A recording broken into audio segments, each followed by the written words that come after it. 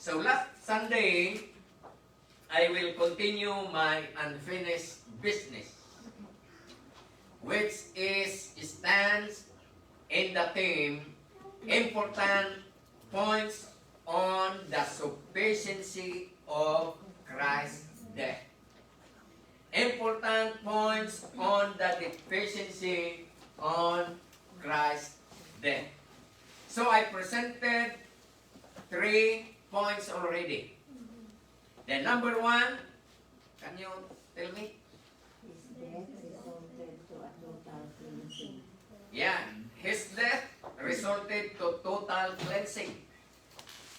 Totally cleansed. We are justified. We are righteous. Number 2, His death is perfect to replace the old system. amen. His death is perfect to replace the old system. Because the old system before, we don't have direct access to God. We have to go to the priest, and the priest will pray for our sins, and he will offer the sacrifice for us.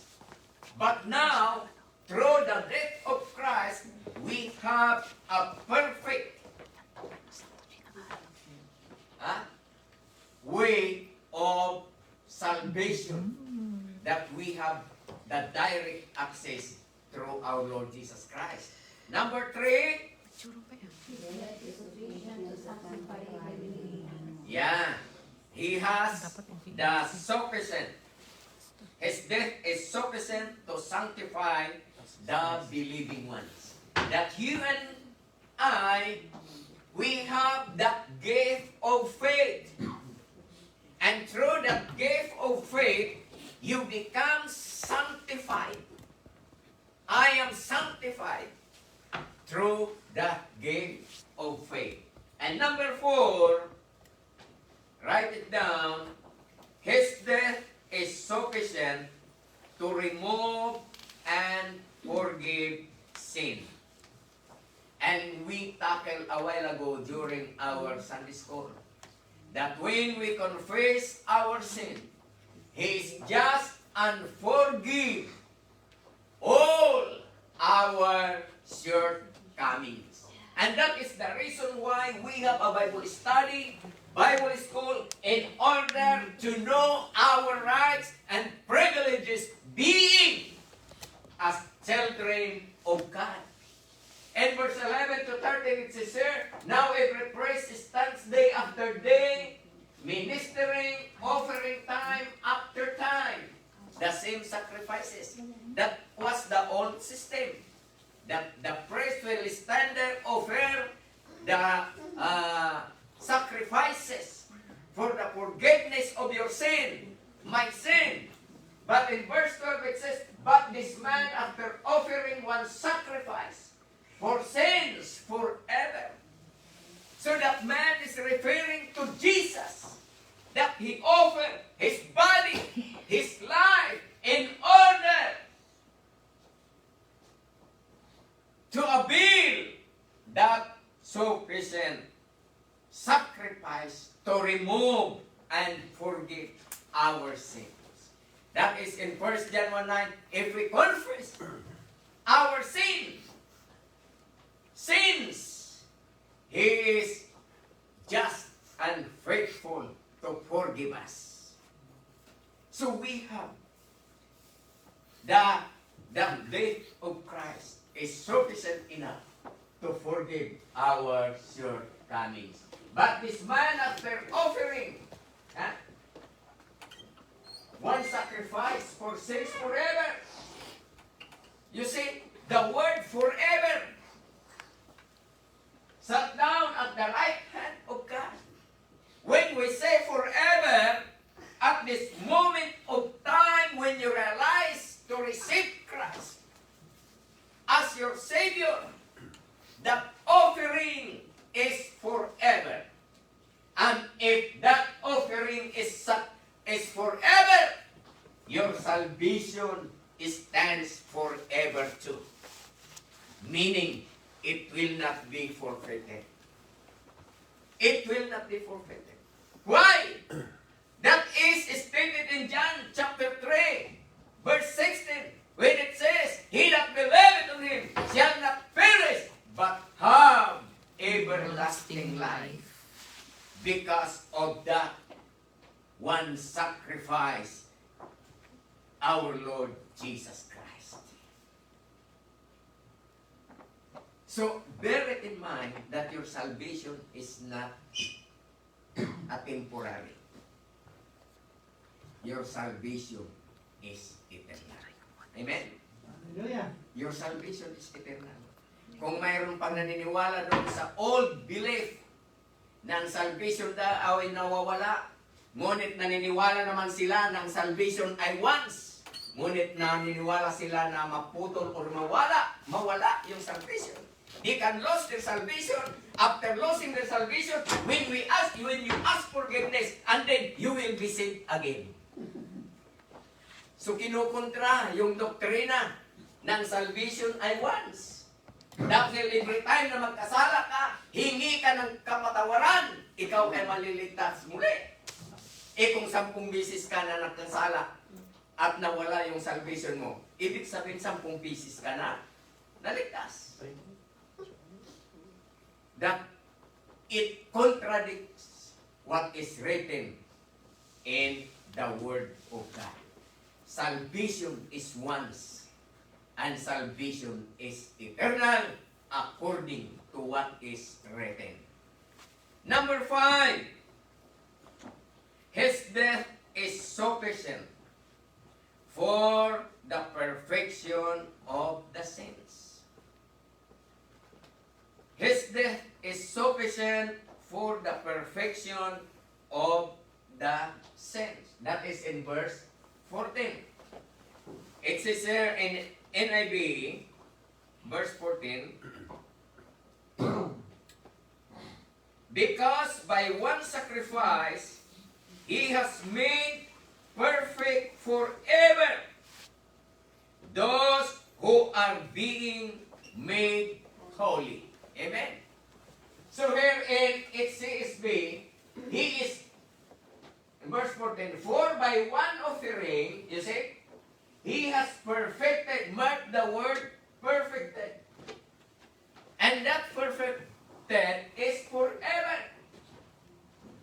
to those who are sanctified.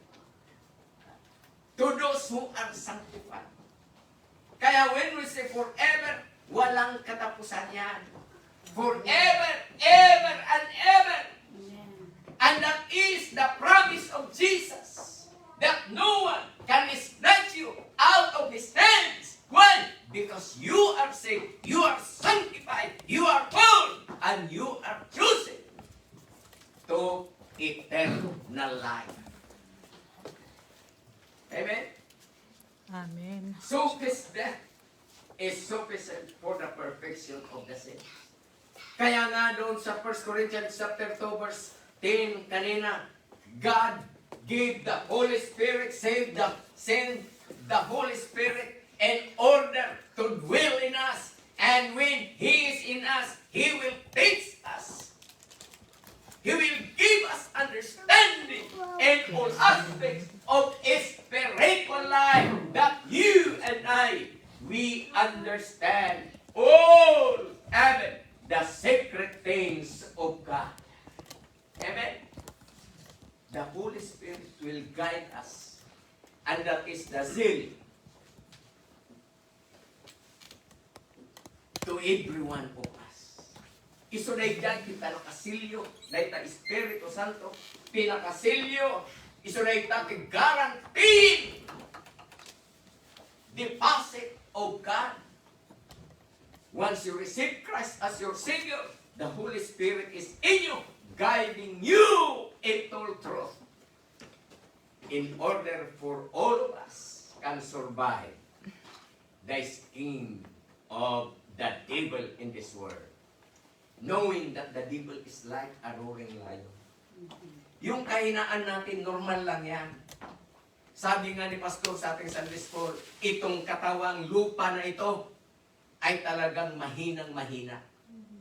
At kung wala yung nagkapaloob na espiritu talagang ang katawang ito ay masisira. Ngunit sa pamagitan ng presensya ng Diyos, ang banal na Espiritu na siya ang laging nasa sa atin, na siyang nagpapalakas, tumutulong sa oras ng ating kahinaan, na kung minsan tayo ay mahina, ang Espiritu ang nagbibigay ng kalakasan. Amen. Upang sa ganun ay mapagtagumpayan natin ang lahat-lahat. Kung minsan apurado lang tayo kasi hindi tayo makakapaghintay. Ha? Kung minsan nandyan na yung biyaya, ngunit tayo rin ang sumisira. Di ba? Totoo yan. Nandyan na yung biyaya. Inihanda na ng Diyos. Ngunit dahil sa katigasan ng ating ulo, totoo namang matigas ang ulo eh. Saan ka nakakita ng malambot na ulo? Yung bibi malambot, pero paglabas na pag nahanginan, titigas na rin. Pero ang ibig sabihin noon, suwail ang tao kung minsan, di ba?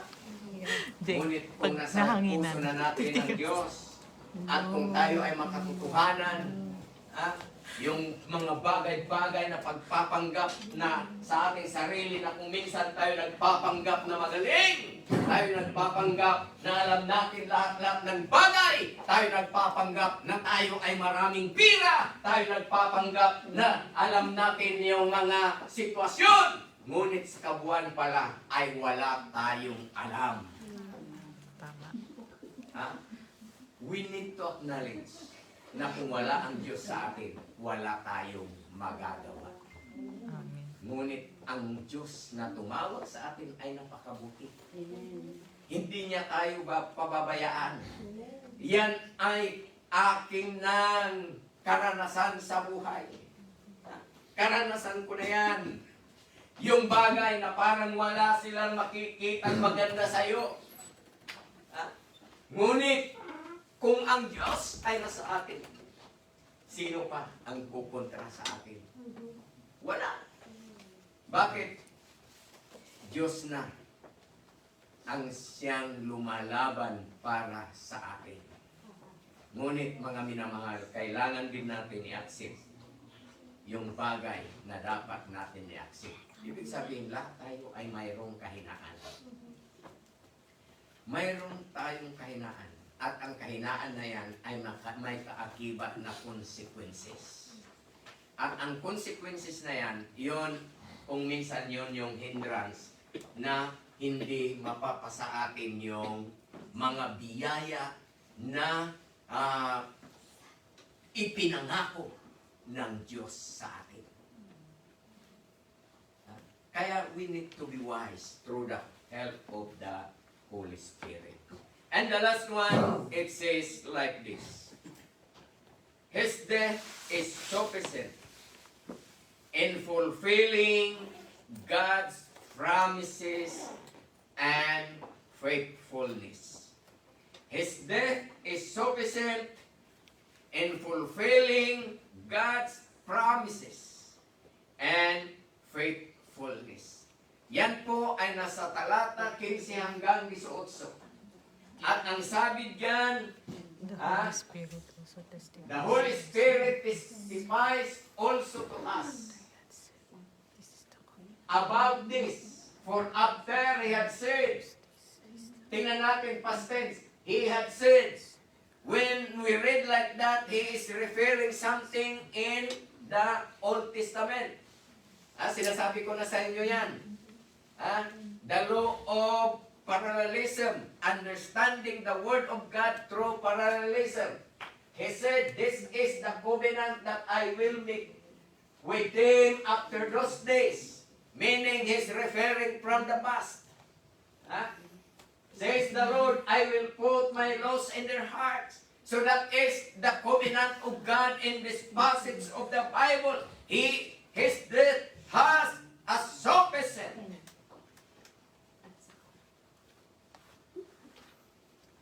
act in order to fulfill His promises. And His promise is that He will put the laws in our hearts. Ibig sabihin na yung covenant, yung kanyang mga pangako, ay kanyang tutuparin sa ating buhay. And I will write them on their minds. Meaning, yung the law of God, the promises of God, hindi na lang nakasulat sa bato, hindi nakasulat sa libro, ngunit ito po ay nakasulat na sa ating mga puso. Kaya nga ang the psalmist says, your words I hid in my heart so that I may not commit sin unto you. Amen. So that is the word of God. His covenant is in you now, in your mind. And through the power of the Holy Spirit, we will be able to abide and obey His words. Hallelujah. Amen. Jeremiah 31 verse 33 to 34. Bago maisulat ang Hebrew, nung maisulat itong Jeremiah 31, more or less 600 years ang pagitan, according to some theologians. Naisulat na bago pa maisulat itong Jeremiah, Hebrews, I should say. It is there in verse 33, instead this is the covenant, you see. I will make with the house of Israel after those days the Lord's declaration. I will place my law within them and write it on their hearts. I will be their God and they will be my people. See? So you are His God, His people, God's people. I am that I am. We are that we are in the sight of God. So yan ang kabutihan ng Diyos. He fulfilled His promises from Old Testament. And the final fulfillment was the death of Christ at the cross of Calvary.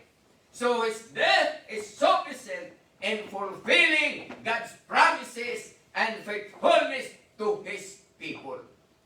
Kaya hindi tayo nagsasawang magbigay ng patutuo ng kabutihan ng Diyos dahil we ourselves experience the faithfulness of God. Naunay pa yun na dumakit na kapoy tayo. At dati pagkurkuranan tayo. Mayroon tayong pagkukulang. Ngunit tayong mga anak ng Diyos, hindi tayo magsasawang ikanta o iawit. Ang awitin nagsasabi, ni kailanman di ka nagkulang. Now, brethren, beloved in Christ, I have presented to you the 6 points, important points, in relation to the sufficiency of Christ's death. I will repeat, number 1, His death resulted to total cleansing. Number 2, His death is perfect to replace the old system. And number 3, His death is sufficient to sanctify the believing ones. And number 4, His death is sufficient to remove and forgive our sins. And number 5, His death is sufficient for the perfection of the saints. Kaya hindi pa tayo perfect ngayon, ngunit ang pangako ng Diyos, He will make us perfect until His second coming. And number 6, His death is sufficient in fulfilling God's promises and faithfulness. The Lord will bless His words, and I do believe that you got something from the preaching of His words, and He will help us to remain faithful until He will come. God bless everyone. Manatili po tayo nakatayo at kantayin po natin ang doxology. Praise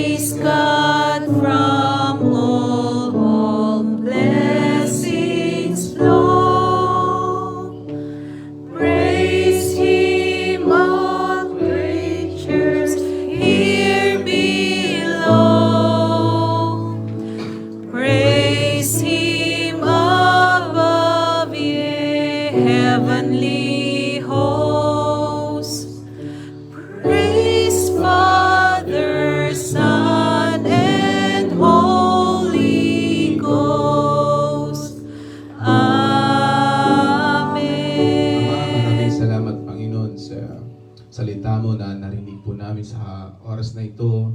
Salamat po sa iyong anak na si Jesucristo na siyang nagbigay ng kanyang buhay upang sa ganun mabigyan po kami ng panibagong buhay. At yun po ay talagang gusto po namin magpasalamat sa iyo ng lubusan sa oras na ito.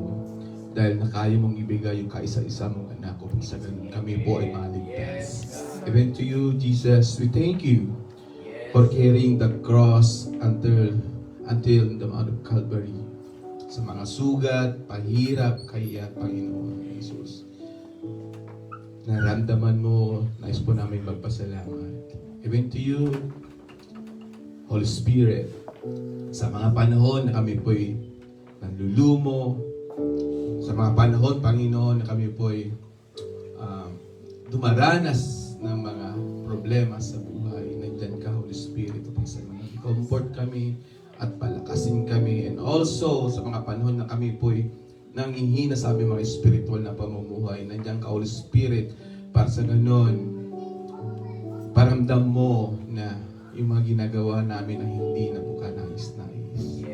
Thank you for that conviction, Holy Spirit, na tinuturo mo sa aming mga buhay upang sa ganon, yung maturity, Holy Spirit, na gusto mong makita sa amin ay marating po namin. Kaya, Triune God, salamat po sa iyong pagmamahal na binibigay mo sa amin. Kahit pa kami nagkukulan lagi, nandiyan ka pa rin, Panginoon, siyang naggagabay. And now, brethren, the sufficient love of God the Father through His Son, Jesus Christ, that we're able to have that salvation and the sweet communion, fellowship of the Blessed Spirit, these three persons in one God be with us now and forever. Let us say, Amen.